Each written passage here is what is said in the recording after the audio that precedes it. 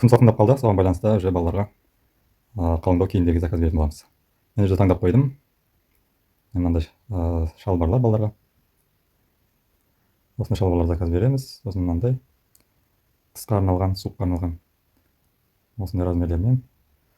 Міне, осындай жемпір. Жемпір жүзіме. Жүзіме. И мынандай бір кукла. Осындай бір кукла заказ береміз. Болды. Енді вичатпен төлем жасайтын боламыз. Вичатпен төлем жасаған кезде сонда ешқандай комиссия ұстамайды. 176 юань болып тұр қазір. Көрдіңдер ме? Осы юаньды төлейтін боламыз, ешқандай комиссиясыз. Енді бәрінен бір шыққан. 176 юань. Астына қарай түсеміз. И мына жерде вичатпен төлем дегенді басамыз. Қазір мына галочка картамен төлем деп тұр ғой. Енді соны мынаған ауыстырамыз, вичатқа ауыстырамыз. Вичатқа ауысты. Енді төлем жасаймыз. Сатып ал дегенді басамыз. Вичатты таңдаймыз. Мына жерде төлем паролін енгіземіз. Төлем паролін енгізгеннен кейін ары қарай төлем жасалыну керек. Кіре тұрамыз. Оп, міне болды, төлем жасалды.